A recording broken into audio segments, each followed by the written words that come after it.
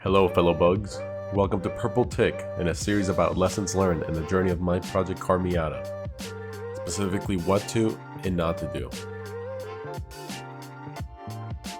This series starts with me having no knowledge of cars or working on them, to eventually building race engines, custom wiring harnesses, doing engine swaps, and even doing a rebuild title process on this car and others. For more details on what I have done and learned since, smash that bell, subscribe, eat some grass, like, and comment.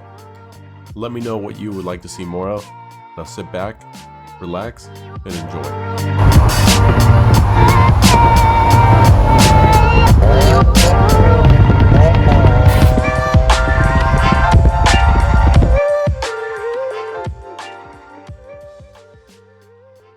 I still have all of those. And then here I'm putting the engine back in the car.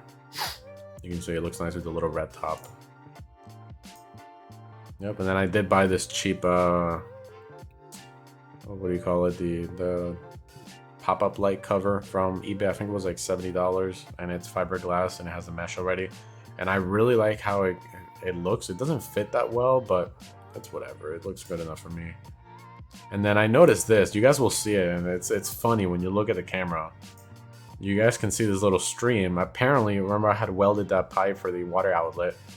I guess there's a micro little hole in there that water was seeping through. So that's another place where it was leaking from. So now I have to figure out how I'm gonna get this piece out and put a new one in there. Like, you know, I just finished putting everything back together again. So I took it out. You know, I just lifted the car up, got underneath, and here's kind of the hole, one of these where it was coming out. And here's a little picture of the stream. It was funny.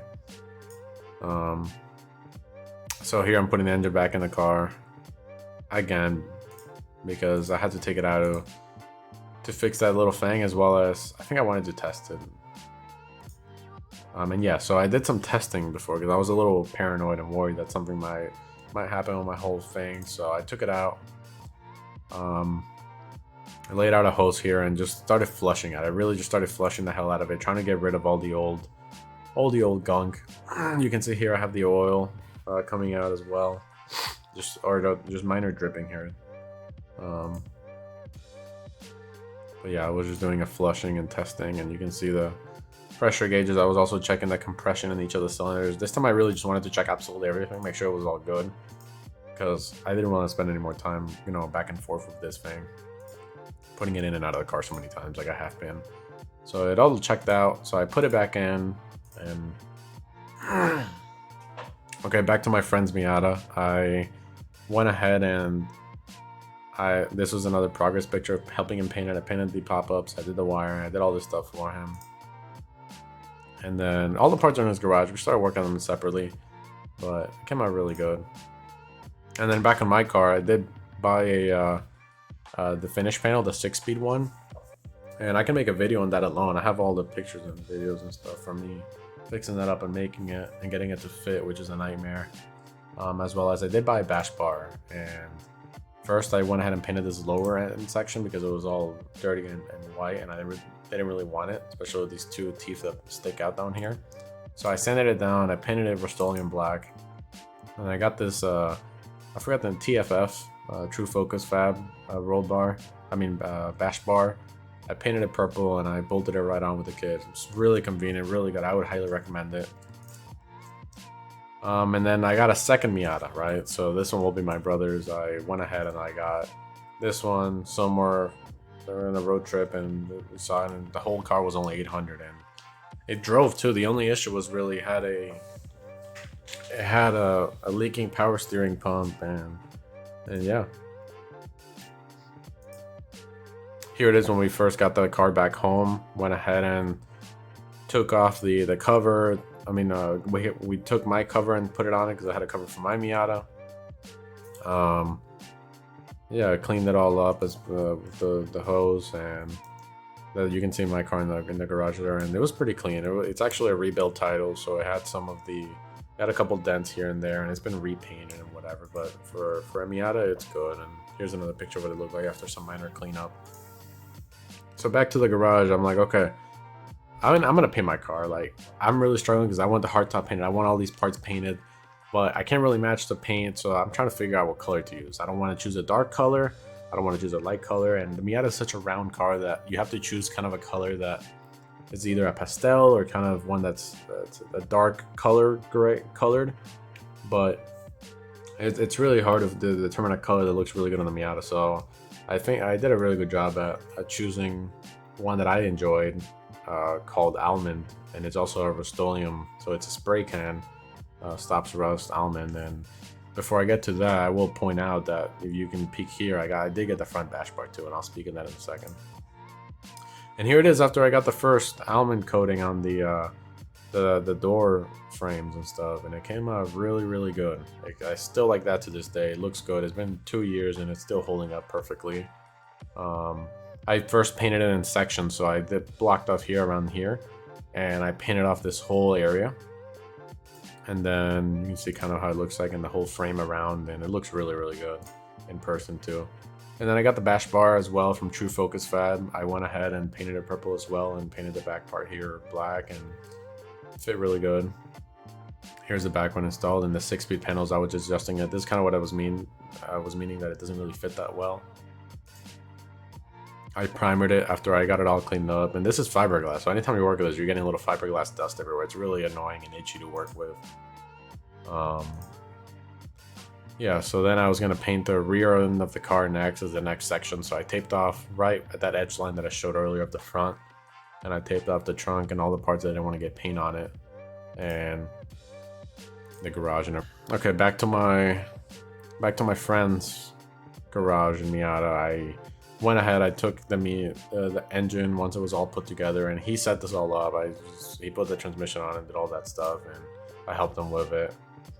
And we got it ready to go in his car. But back to mine, I went ahead and covered the front. This is after I put the pop-up, so I painted the pop-up separately because those were easy small pieces, and I put them on, and I really like how it looked, contrasting the purple and the black. And back to my friend's Miata, this is putting the engine in. I helped him put it in as well. And back to my Miata, you can see kind of where I did the cutoff line here in the engine bay, because you really don't see anything back here, so I figured screw it, let's just do paint up to here. And I painted the doors, and the doors came out really good. I really enjoyed how the doors came out.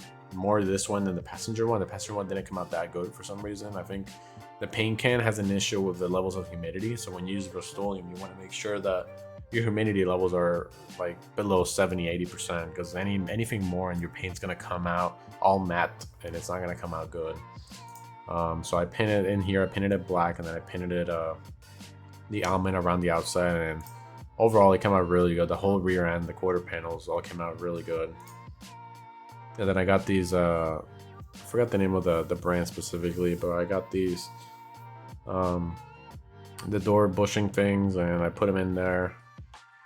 You can see how I kind of taped off around the labels and stuff, and it's good that I did, because I'll show you guys why that was very important. And I also did buy these.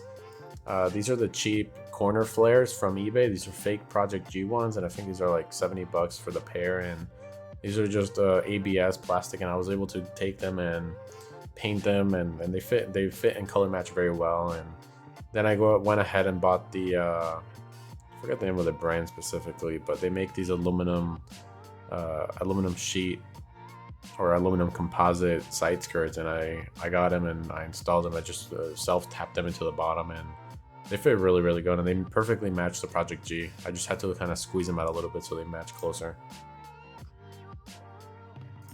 And then for my car, I also did a bumper cut. So I went ahead, I took the rear bumper, I took it out, and I used a ruler to kind of measure the distance between here to make sure it's consistent, and then I drew a line straight across. And for the edges, I made a template from one side, and then I applied it to the other side, and that worked very well. I had a really clean bumper cut, and you can kind of see it here. And this is after I paint matched the finished panel, and it was all looking really good. I'm really enjoying the almond color, and you can see the difference between this and the PT white. And the normal PT white is supposed to be a lot creamier than the original white that comes in the older Miatas. And here's kind of what it looked like after I put the Miata outside. It's more back together now. You can kind of see the purple. It looks really nice, contrasting the almond. So next up were all the other panels, so I can kind of complete the build, like, because this is missing all the panels. So I went in the garage, I laid out all the other panels that I had, and I laid them all out, and I sprayed them with a gun. And here, this is a funny picture of I had all these other bumpers and stuff from both of the cars and other cars that I was cleaning up. And you can kind of see what I was referring to. I applied more Bondo because it did crack a little bit on the trunk, and then I re-primered it. And in my garage, I kind of set up everything, and I just hit it all up, and it all came out really good. And it came out like this. It came out really, really good. And then you can see how glossy it looks. This is all Rust-Oleum straight out of the can. It gets hard like maybe a week or two after you spray it, and it's very hard and solid. And the bumper cut came out really good, and it's looking nice. And then this is when I was getting more. It's like, damn, like my car is really taking shape now. So I did get these are the 6-speed lights that came with it. I would just not recommend using these. They'll cause water to like leak inside your trunk, and they just don't look that good in my opinion. And then the spoiler, I really like the spoiler I had originally, but I didn't like the mounts because they're too ricey. So I figured, you know what, I'm gonna make my own mount and get a different spoiler. So I bought a GT wing, a carbon fiber one this time. So here it is. This is a carbon fiber one, and I took the end plates from the original one that are ABS because they're a little wider. Because normally this one comes with some thinner carbon fiber ones, but I didn't really like how it looked. It didn't really match the scene of the build. And then for the arms, I got these mounts, right? And these are from eBay. I think it was like $50 for the pair, and it was these a different style that also fit the GT spoiler. So I was pretty excited to find those because it's some variety. You don't see these anywhere really. You just see people using the ones that come with the spoiler, and they were good. But the problem is now the spoiler was very wobbly. It wobbled sideways. It just didn't look that good. And I'll show you what I fixed in that later. And then another thing I did is I went ahead and locally I had someone selling the Bride Lomaxes, and these are just replica ones. So I bought both of them, I think for like 200 or 250 or something like that. And I bought these Aniki, just Chinese harnesses that were purple, and I really like the color and how white they are. And I also found this Cayenne shifter, and I did not like it. The shifters just would not recommend that. A lot of adjustability, but not really needed. This is not a short shifter. It was just very wobbly. It would go like this, like back and forth. And I put the quick release in an NRG short hub and stuff. And yeah, and these here were replicas. So originally I had installed a replica NRG quick release hub, and I just don't recommend that. I would just recommend get a real one, and I did it later on. I'll show. But the seats were really comfortable. It fits me good, and it makes it so I have more space because I'm pretty tall, so my head hits the roof. But now with the Lomax slammed all the way down, I have more space. So I was rocking it like this for a while with just a bright seat and then the regular leather seat on the side. And here's a picture after I put it more together. You know, I put the front bumper back on. You can see it smiling, and here you can see kind of it put together versus the purple with no bumper or hood. Here's after we put the hood back on. It came out really good, and I got this track speed finish panel, a Track Dog Racing one online, and that one did a good job of covering. But again, I would just not recommend getting this as well. You can make your own or do something else, and I'll show you a cool tip and trick on making panels like this later on. And here's kind of what it was looking like when it was put together and I was able to drive it. You can see the wheels and the lip that I had, and it all painted and all put together. Now it was outside. And now I really wanted to move more into more performance and being able to see what's going on with my engine. So I bought some glow shift gauges. I had one here double-sided tape to this housing, and this one here literally just showed my temperature, my pressure. This is oil temp, oil pressure, and here I had water temperature. And I actually put this one inside of the gauge cluster, so I had to like drill it out and put it. And I'll show, I think I have some, yeah, right here. You can kind of see it sitting in there. Let me turn it on. And this is after getting the engine running again and stuff with the new engine that I built that I showed earlier. And this should do it for this episode. Stay tuned for next week's episode. Purple Titk out.